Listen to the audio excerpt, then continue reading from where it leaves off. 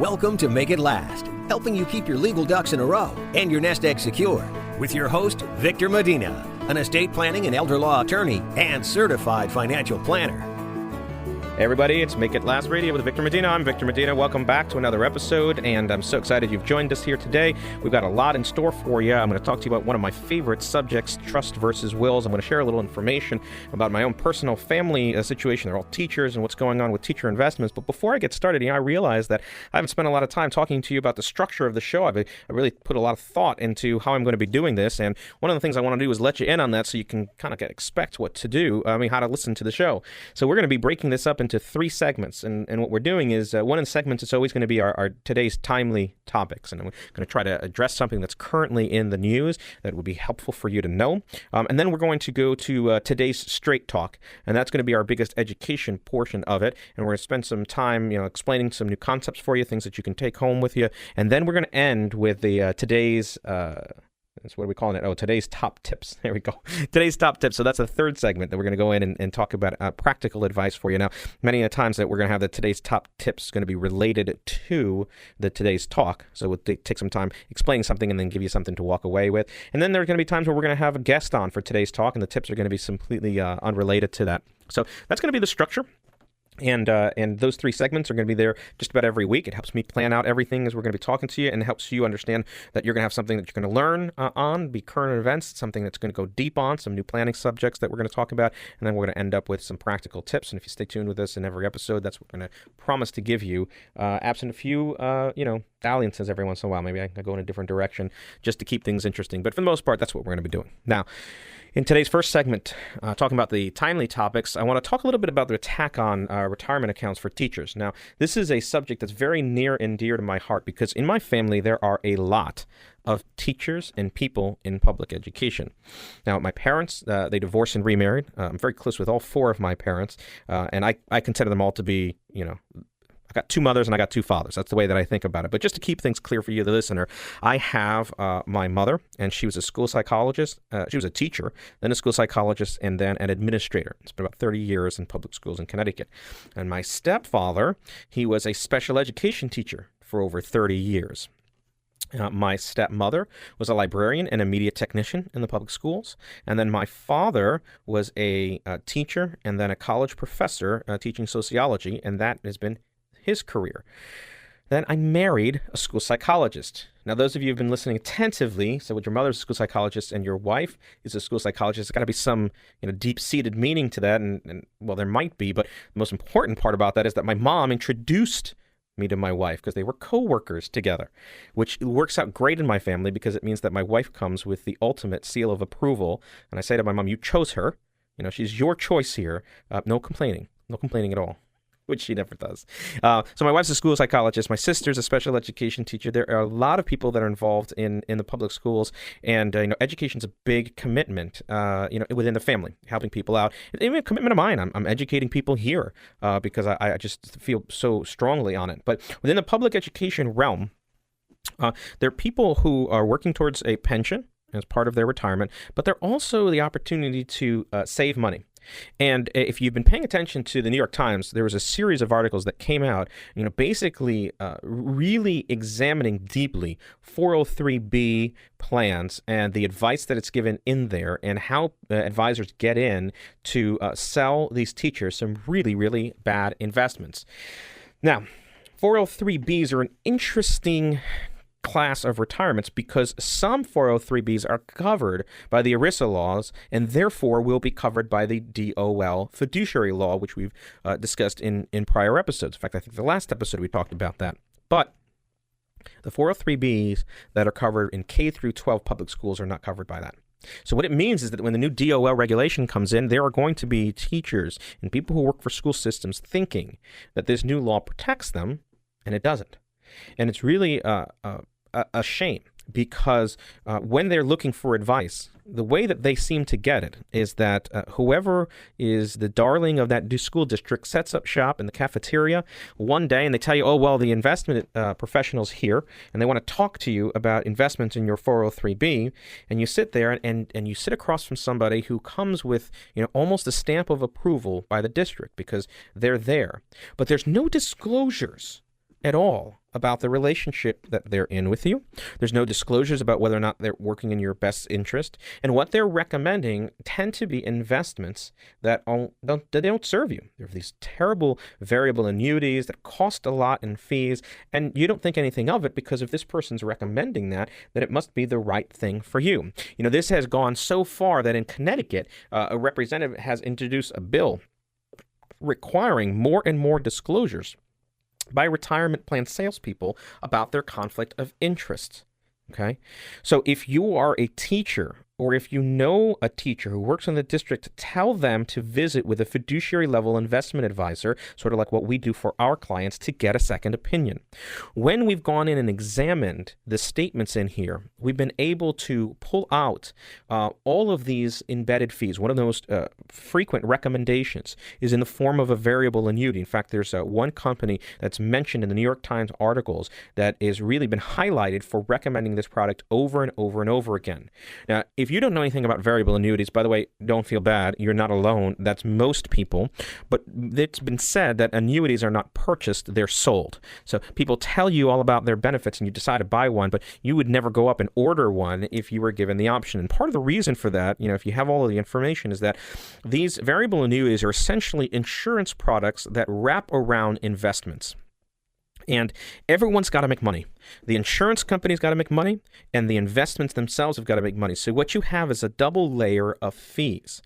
And the insurance company takes out their fees in the forms of rider charges or mortality and expense charges. And then the underlying investments that you're in, those funds, have their fees as well. And one of the worst things that happens is that within your investments, in the choices in the variable annuity, you don't have the investment options that you have normally out in the world. They don't have the same breadth of options, the same scope of options. You can't go in and say, well, I want this particular thing, because the investment company has essentially limited your options so that you only have these available. And the ones that they've put in tend to be the more expensive kind. And expensive in the sense that they are embedded fees. So if you're looking at investing in mutual funds inside of the variable annuity, you can go to Morningstar and put in the fund ticker symbol and figure out the disclosed expense ratio. Now, that's not the entirety of the costs that are associated with it, but it will give you a good idea of at least what the published costs are. And the published costs, when you add that to mortality and expense charges, geez, we've done the analysis and we found that sometimes there's as high as 3% annually. And that 3% just comes off of these investments, and it would mean that your investments need to significantly outperform that number before you would start to make money. So how likely is it that on an annual basis you would be outperforming? But more importantly, what would your account look like if you didn't have to pay those fees as high as you currently do? So this has got me all worked up. Every time that I sit across from a teacher, somebody who works for a school district, I go over this. In my own personal life, I told you that we got a lot of teachers that are in my life, and as you might imagine, my first financial planning clients were my parents, right? They're the ones that'll take one for the team on you. And when I was going over the investments that my stepfather and my mother had, they were the picture of this exact story. There were these annuities in there that hadn't grown very much, largely because of the embedded fees. And the story that was told to them by this advisor was a very flowery tale of why they would want to do it. None of it's true. And we couldn't get them out of it fast enough. Okay. And that struck home for me. And I think that it's important enough for you to be looking around in your life to those people that are teachers or work for school districts and might be under some mistaken belief that the people that are across from them are best choices for their investment professionals. They could be, they could not be. Many times we're finding that these are just salespeople there to sell high commission products. And now with the new DOL fiduciary rule, they're going to be selling them without any protections. And, even with a little bit of a danger that the general public thinks that they are protected because they're part of a retirement account and they read all this DOL fiduciary rule, and it turns out it doesn't cover them. So my recommendation is to go check that out. Be a friend to them. Recommend that they speak with a fiduciary level of investment advisor, whether that's us or somebody else. I think it's important for them. Now, when we come back, we're going to discuss the number one most misunderstood estate planning document. You want to know what it is? Stay tuned. We'll be right back. Hey, Make It Last listeners, attorney Victor Medina, founder of the Medina Law Group, wrote a 5-star rated book on estate planning. It's called Make It Last, How to Get and Keep Your Legal Ducks in a Row, and it's available on Amazon.com and the iBookstore. This fun and easy-to-read book covers whether you need a will or a trust, how to know whether your power of attorney is any good before there's an emergency, how to make sure your inheritance stays in the family and doesn't go to that no-good son-in-law, and the 19 questions you must ask before you hire an estate planning attorney. The book is normally $20, but the first 15 listeners of today's program can get it for free by visiting makeitlastradio.com/free book. The book is free, and you pay just a small shipping and handling charge. Don't miss your opportunity to get the very best estate planning advice for free. Visit makeitlastradio.com/free book now to get your free copy today. Hey everybody, it's Victor Medina. Welcome back to our second segment on Make It Last. We're talking about the number one most misunderstood estate planning document, and that is, drumroll please, the trust. Now, in my life, I have a lot of people asking me, should I have a trust or a will? As though it's like an either-or proposition. In fact, I maintain a blog, and if you go into that blog and you do a search and you look at the history of what everyone has searched on that blog, the number one post 8 years later is trust versus will, which one's for you? It's still a question that people have, and it's a lot of misunderstanding about this planning document. Now, a lot of people believe that trusts are only for rich people, and it's because we suffer from this prejudice in the Northeast that the only people with trusts are the rich people. Where if we just go over to the other coast, in California, everybody has a trust there. You can buy one for $250 at your neighborhood convenience store, because everyone knows that they need a trust to help avoid probate in California. So this really is a phenomenon that's located into the Northeast, because people tend to think that these trusts are only for rich people. Now, what I'm going to try to do over this segment is help explain to you why, A, that's not true, B, why it's not as complicated as you think, okay? And then when we break and come back, I'm going to give you your top tips about which are the trusts that you should be considering in your lives as part of your planning documents. Now, what is a trust? Well, it turns out that a trust historically goes back to the feudal times, where somebody was holding something for someone that went off to fight, and they were holding it in trust. They said, you take care of this for me. And when they did that, they were holding it in trust, and their responsibility was to look over this and make sure that they safeguarded it. Now, you fast forward a few hundred years, and those trusts turned into written documents, ways to kind of outline what the responsibilities are and what your instructions are, so you just didn't leave it to somebody's interpretation. And you figure out that today, the most common form of a trust is what we would call a revocable living trust. Now, the best way to describe a trust essentially is that it is a way of collecting or organizing your stuff. It is a box for you to put your stuff into, and then have a series of instructions that determine what's supposed to happen in different circumstances. Now, when you deal with the difference between a will and a trust is often a document that's created during your life. So you sign a document that establishes the creation of a trust.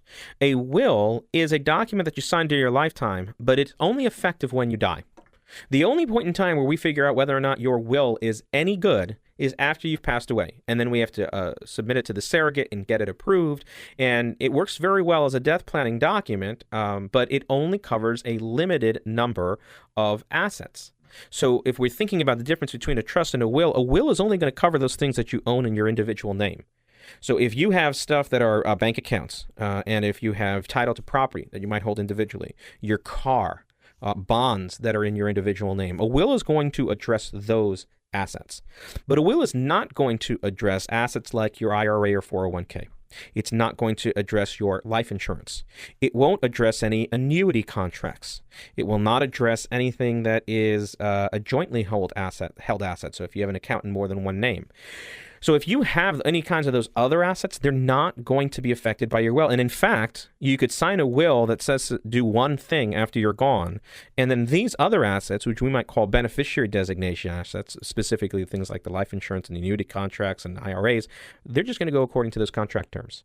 So you might have two different results. Your will says split things evenly amongst 3 kids, but your life insurance, which you took out so many years ago, only names 2 kids. What happens? Well, only those 2 kids get that money.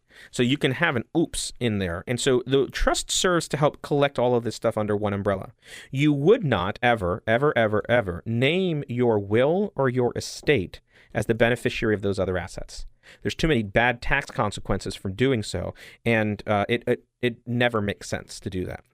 But you could name your trust as the beneficiary of those assets. And in doing so, essentially collect everything under one umbrella. And that way you could apply one set of instructions. So if you went in and say, look, I want everything to go equally amongst 3 kids, and you had funneled all of your assets into this trust, it made it easy to do the estate administration later. So what are the elements of a great trust document? Well, one of the things that it should do is clearly outline who's in charge. So for a revocable living trust, that's something that you control during your lifetime. And so you're in charge of that trust. You're named as the trustee. But just as important, we're making sure that you have named who else could be in charge if something happened to you, if you became incapacitated, if you died. You would name who's in charge. Now, if you're married, you would name your other spouse, but then we'd want to think about what happens when that spouse is gone. So the first element of a great trust is that it's clear about who's in charge. The second element is that it's very clear about what you want to have happen. So we're not involving a lot of complicated language and if-then statements, but a great trust will essentially say, look, I want things split equally amongst 3 children. And you can layer that a little bit with, okay, well, I want $10,000 to my godchild, and then I want everything split equally amongst the 3 children. But we want very clear language. And in fact, it leads to my next tip, which is a great trust is written in plain English. There's no legalese in a great trust. And the reason for that is that a trust is nothing more than a contract between you and yourself. And so if there's any ambiguities about that contract, we have to go get it settled by a court. And the court looks to the plain language of the contract itself as well as your intent. So a great trust is going to take very easy to understand language, and it's going to spell out what you want in very plain terms. And in fact, there is no art to making a short trust, because if you don't include answers to questions that might come up later, those questions have to be settled by a court. So a great trust is very robust in how long it is and how much it covers. In fact, in the trust that we write, they're probably about 80 pages. That's not impressive that it's 80 pages. Reason why it's so long is we've looked at the trust as a book of answers and gone ahead and said, okay, well, for every question that might come up, we want to think about what your answer to that question is, and so that we can state that in very plain language in the document itself. And one other wrinkle on a great trust, and this is the one that I see fail a lot. When we review existing trust languages, we see that this is missing. So I'm going to urge you to take a look at this if you've got a trust already, is we want great disability planning language. In fact, the trust is one of the most powerful disability planning tools, even more powerful than a power of attorney. But you have to have the language in there that states, when are you considered to be incapacitated? Who's in charge? What are you supposed to do with those assets? All of those things are included in that language so that it's very clear and reliable for what's supposed to happen at any given point in time.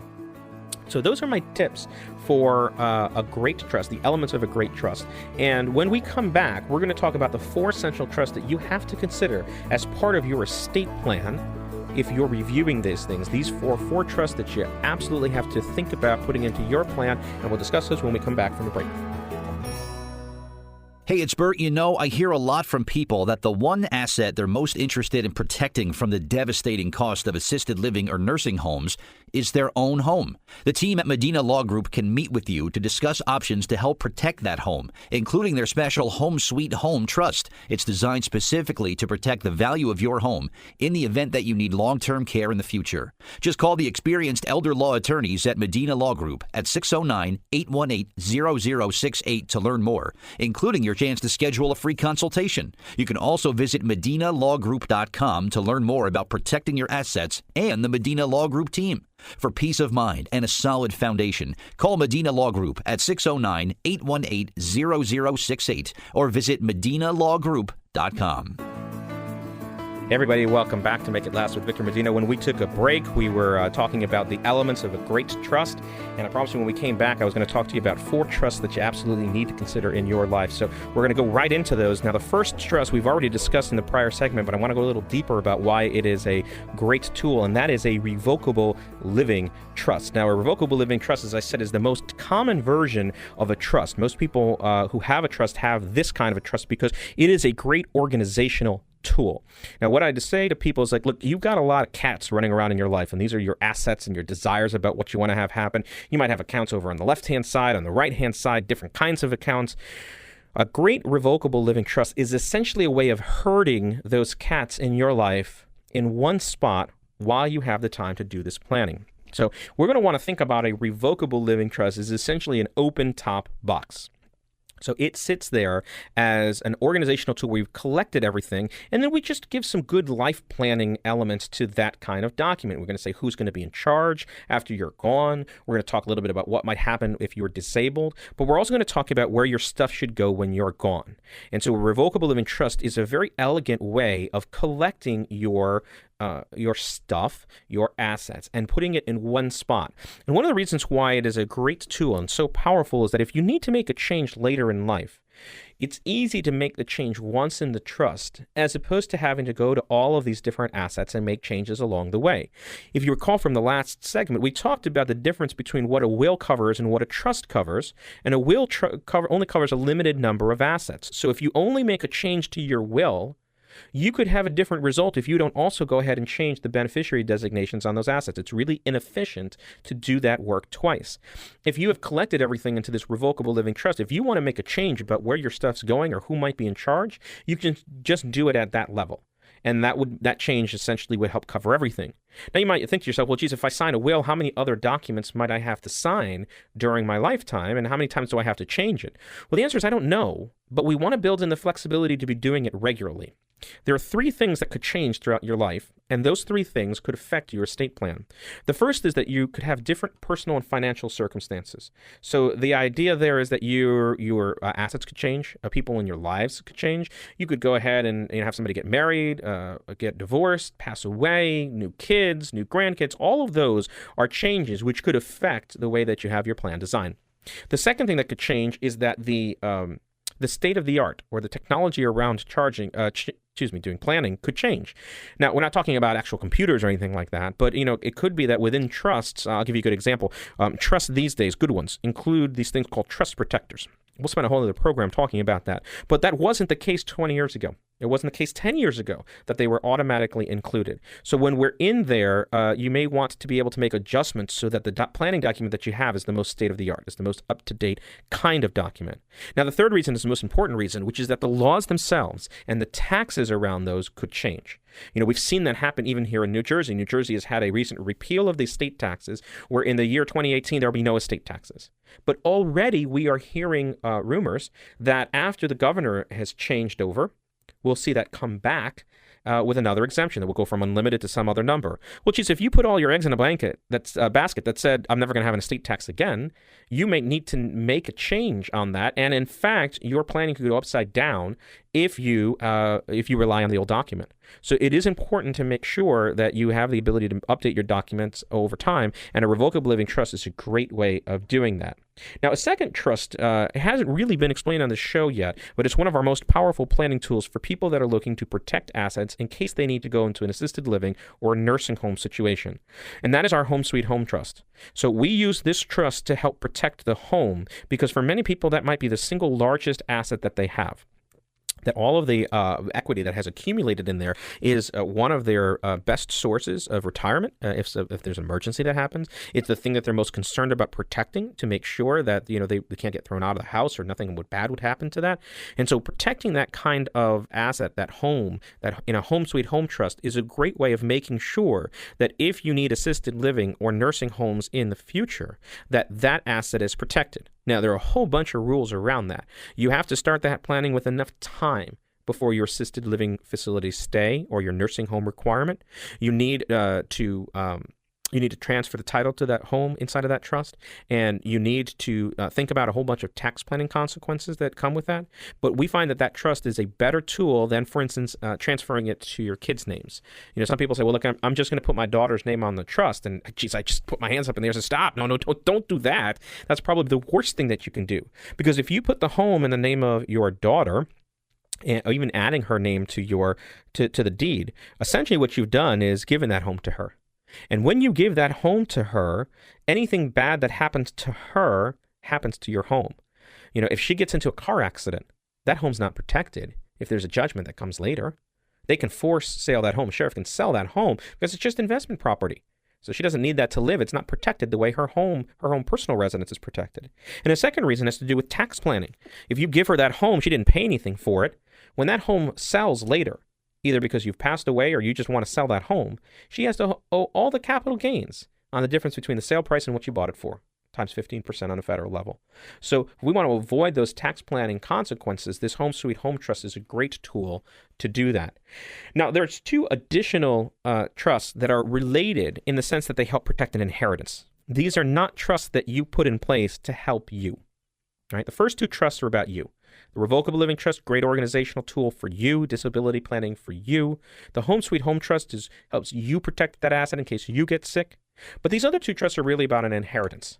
And so we're going to talk about an IRA inheritance trust and what we might call an inheritance castle. Now, if you have read our legal planning book, which is called Make It Last, How to Get and Keep Your Legal Ducks in a Row, there's an entire chapter dedicated to these inheritance castles. But what they really are these trusts that you create for the benefit of your children. When you leave this money away, it might be really important for you to make sure that that money is protected against a future divorce. So that if your daughter gets divorced from your son-in-law, you want to make sure that your inheritance stays with her. And that there isn't a judge in the world that's going to be able to give him some of your money simply because they got divorced. The same thing would be the case if there's a creditor situation, but just as importantly, in many of our families, they want to make sure that the assets that they leave behind are assets that follow a bloodline. They want to make sure that the money that they leave their daughter ends up going to their grandchildren and not to somebody else. And you might think to yourself, geez, is that really a problem? I mean, if I leave it to my daughter and she leaves it to my son-in-law, I like him, he'll just leave it to the kids, right? I mean, it'll eventually get to my grandchildren along the way. Well, not always. Every state has these things called elective share laws, which essentially just give a spouse the rights to take money from their estate, whether or not they're named in the documents. So imagine a scenario where your daughter's received the inheritance, has died, and left it to your son-in-law, and then that son-in-law gets remarried. Well, the elective share rules would say that this new bride gets to take some of your money before it goes to the kids. That's how the elective share law works. So if you set up a great plan, including the creation of trust later for the future, these inheritance castles, you can ensure that the money that you leave behind to your daughter is left directly down the bloodline. And you can leave it so that your son-in-law still in charge of that. If you love your son-in-law, that's great. You can put whoever you want in charge. But we're thinking about making sure that that asset has got no place to go but to go to the grandkids' benefit, because this is the money that you've accumulated during your lifetime. So you might call that a love and protection trust. We call it an inheritance castle, but the idea is that it follows that bloodline and it is divorce and creditor protected. And this other trust I talked about is really for an IRA, because an IRA is a distinct asset. We want to ensure stretch out of that asset. We want to delay the taxes as long as possible, allow it to grow tax deferred on a compounded basis. But because of the special rules around the IRA, when we see a client that might be above, $500,000 in the IRA, we recommend an IRA and inheritance trust, something specifically to hold the IRA because of all of its requirements and rules. So those are the four trusts. And our top tips for today are to make sure that you review your estate plan and meet with a qualified estate planning attorney to go over those four trusts to see if they fit in your life. You don't know whether or not you have those in your document portfolio or estate planning portfolio. Do you know if you even need them? If you want more information, you can call us at the Medina Law Group. We're at 609-818-0068. And in fact, for our listeners, what we'll do is we'll give you an opportunity to qualify for a free estate planning evaluation. So you just call 609-818-0068, talk to us, and we'll see whether or not you're eligible for a free estate planning evaluation where you can figure out whether or not these trusts are right for you. All right. Well, that's it for today. Thanks so much for listening. Coming up in future episodes, we're going to discuss the 4 pillars of retirement income and how to evaluate your options for assisted living with a special guest. So thanks so much for listening today to the Make It Last show with Victor Medina. Stay tuned, and we will catch you on a future episode. Bye-bye. The foregoing content reflects the opinions of Medina Law Group, LLC and Private Client Capital Group, LLC, and is subject to change at any time without notice. Content provided herein is for informational purposes only and should not be used or construed as investment or legal advice or a recommendation regarding the purchase or sale of any security or to follow any legal strategy. There is no guarantee that the strategies, statements, opinions, or forecasts provided herein will prove to be correct. Past performance is not a guarantee of future results. Indices are not available for direct investment. Any investor who attempts to mimic the performance of an index would incur fees and expenses which would reduce returns. All investing involves risk, including the potential for loss of principal. There's no guarantee that any investment plan or strategy will be successful. We recommend that you consult with a professional dedicated to your needs.